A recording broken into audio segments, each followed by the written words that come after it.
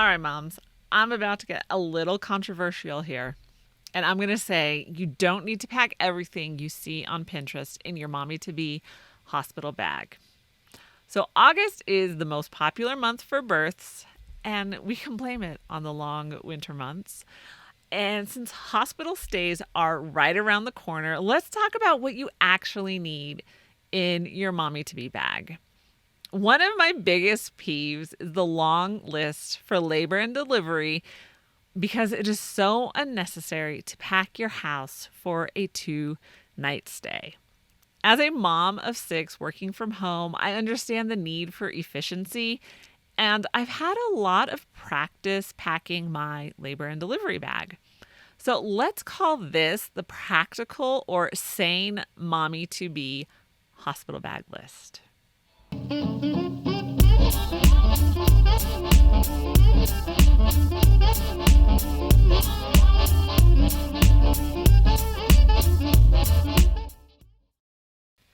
Hey, mom. So, welcome to the Life Unboxed podcast where we talk about all things momtrepreneur, including babies.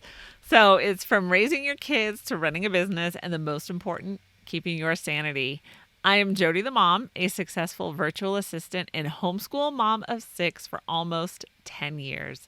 My goal is to give you as much help as possible so you can confidently start a business and homeschool your kids. So be sure to visit lifeunbox.blog. Let me get my name of the website correct, and download your free Mom Boss 2.0 workbook. So if you like to be a rebel mom and break all the rules, then this is for you. And remember, you can support the show with coffee and visit Ko-fi.com/lifeunboxblog and buy this mom some coffee. Okay, so let's get into this week's topic. We are talking about your mommy to be hospital bag the first time. Okay, it is confession time because for our first baby, we were literally hauling bags through the hospital hallways. They actually had to get us a cart to move everything from labor and delivery to the recovery room. It was hilarious.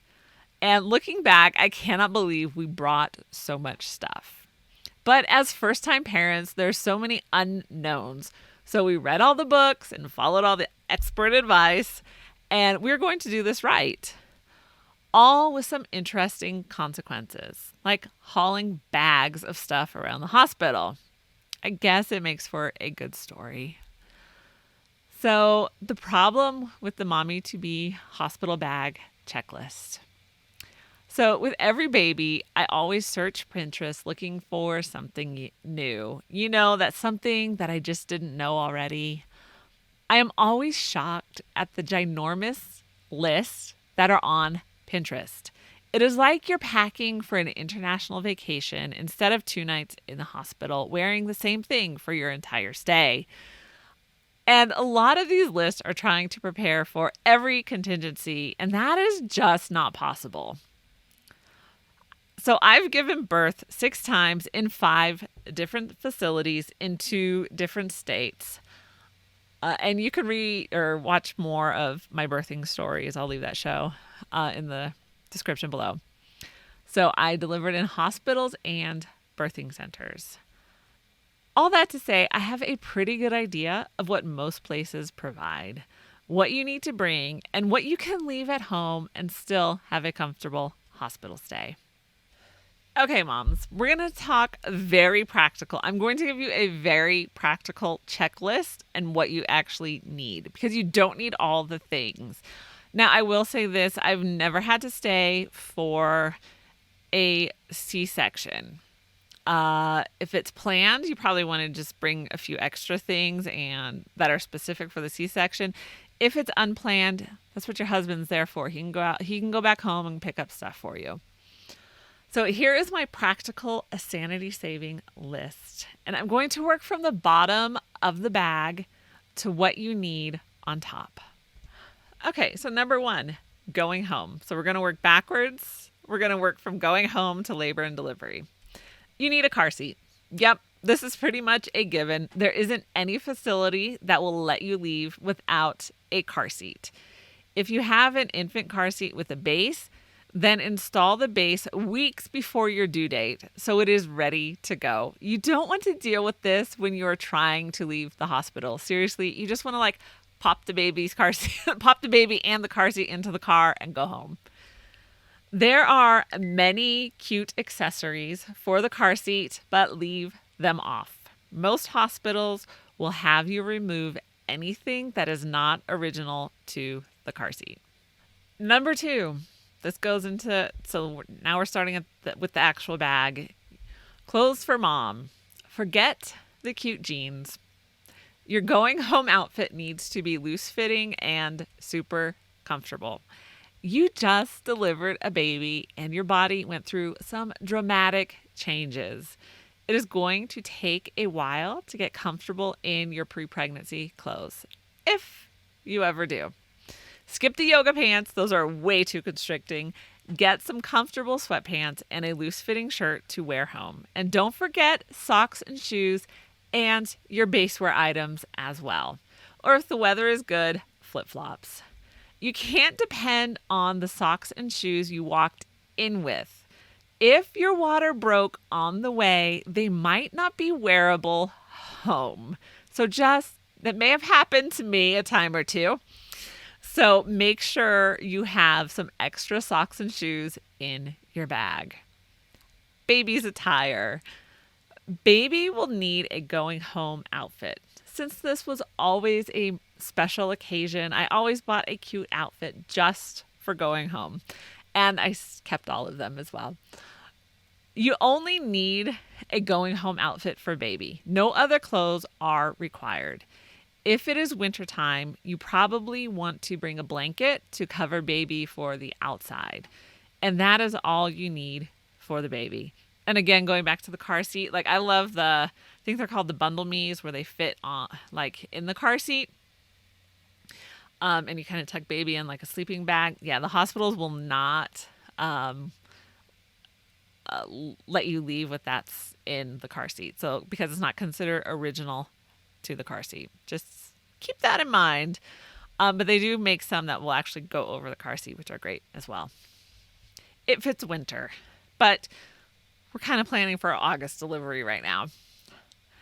You don't need extra diapers unless you just want to pack a few in the car.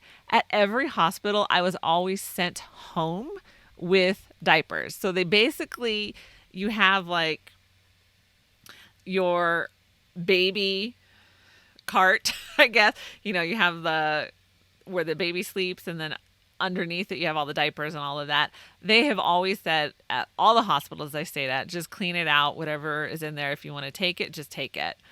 And so the only thing I'd never have taken would be blankets and the little onesies. But diapers, A&D, any of the ointments that they have in there, I've always been sent home with plenty. So you do not need to bring diapers to the hospital with you. And I don't understand. I see these on the list, on these Pinterest lists, all the time. And it's you don't need diapers. You really don't.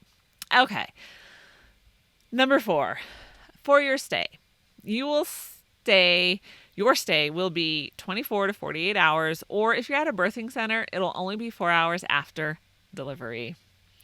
And I hate staying in hospitals.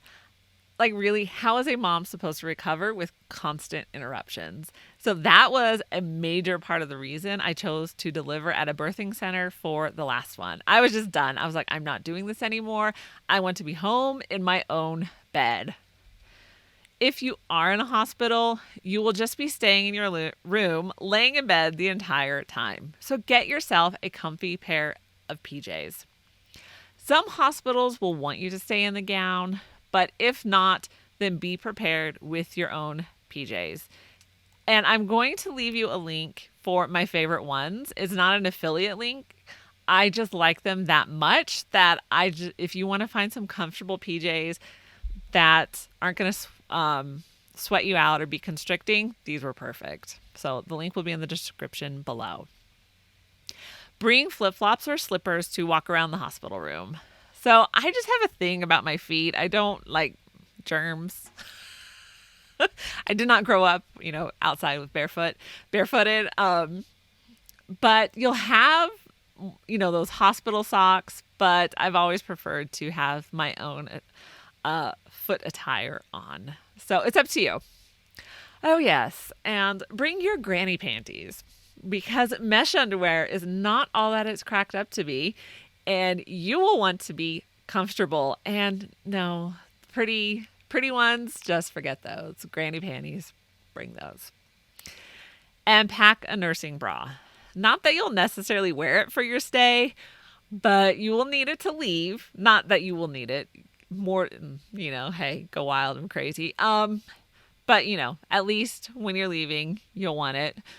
And if you want to bring nursing pad liners, skip the disposable ones and go with washable cotton ones. They are so much more comfortable.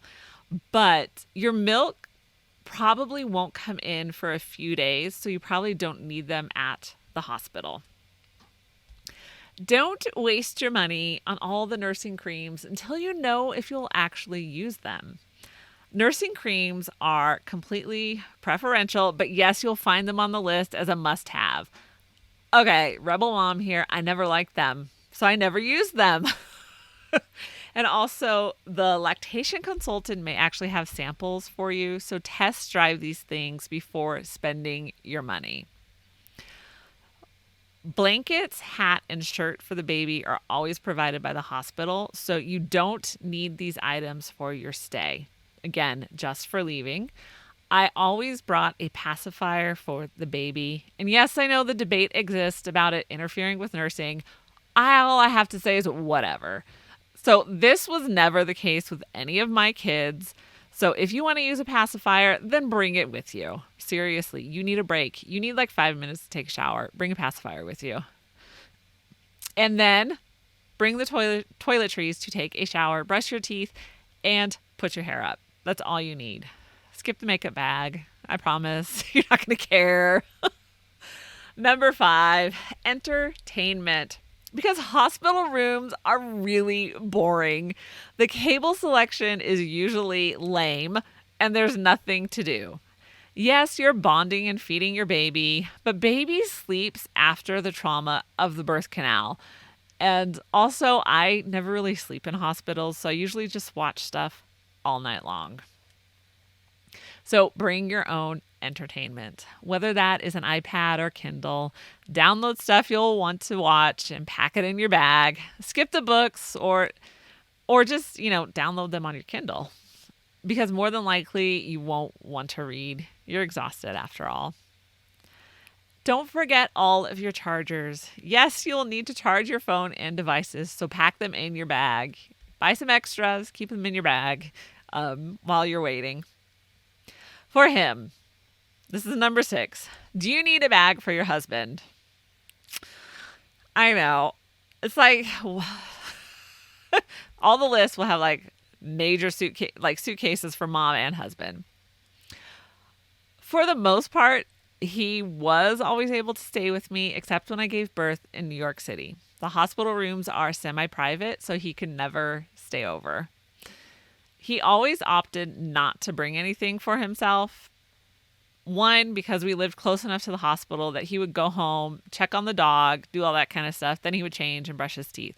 So he was just like, I don't want to have to deal with that. I don't want to have to deal with packing a bag and having his to-go bag. And we always knew that he would be coming back to the house because the dog needed to be taken care of as well. And you aren't really sleeping in the hospital, or it is so fitful to make it non-existent. And did I mention people coming in and out of your room at all hours of the night? Yeah. So you're not sleeping. Nobody is sleeping. Number 7, snacks. Bring granola bars or something small like that. So if your labor and delivery is long, your husband is going to get hungry. That's one reason. Also, hospital cafeterias close after a certain time, so you will want something on hand.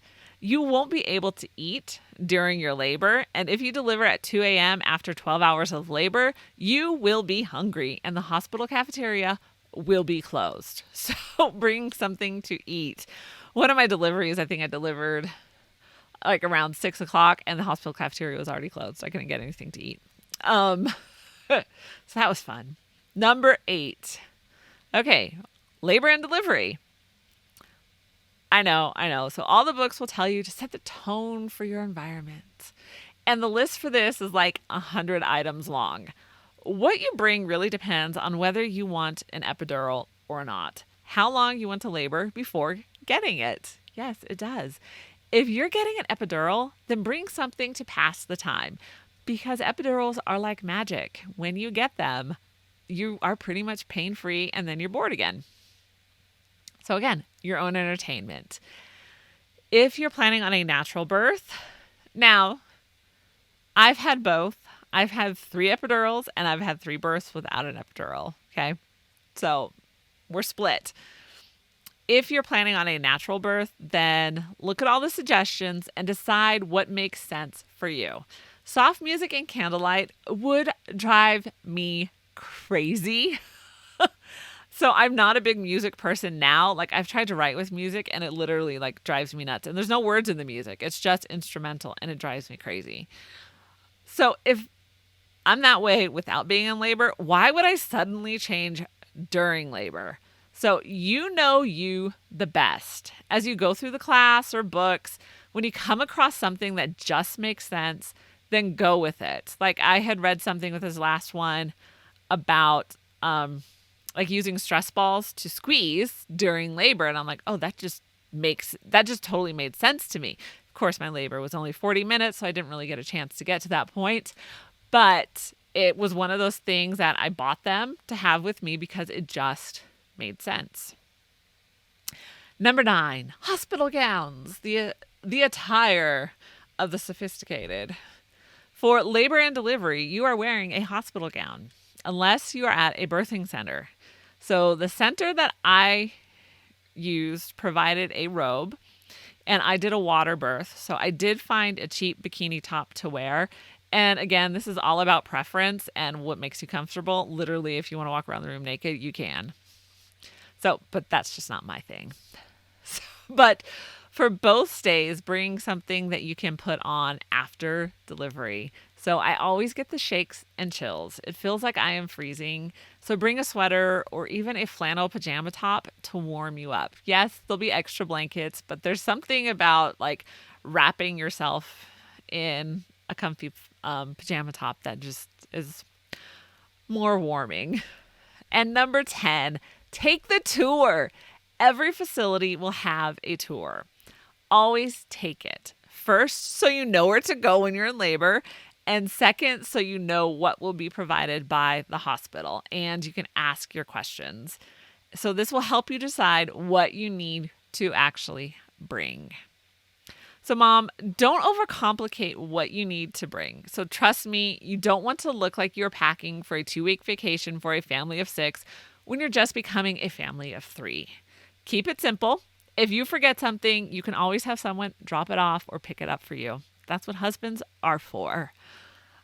Moms, I am so glad you joined me today. And I'm so excited I'm able to share this very practical list because the ones I see on Pinterest annoy me so badly. So if you want to help spread the word, be sure to like this video and subscribe to the channel. You can listen to the podcast on Apple Podcasts, Spotify, and wherever you listen to podcasts. Remember to check out the Life Unboxed store for all of your Mom Boss merch, and you can support the show with coffee. Visit Ko-fi. That's ko-fi.com/Life Unboxed blog to buy this tired mama a cup of joe. For more great mompreneur content, follow Life Unboxed on social media or check out lifeunboxed.blog. And be sure to share the podcast and video with your friends. And I will see you in the next episode.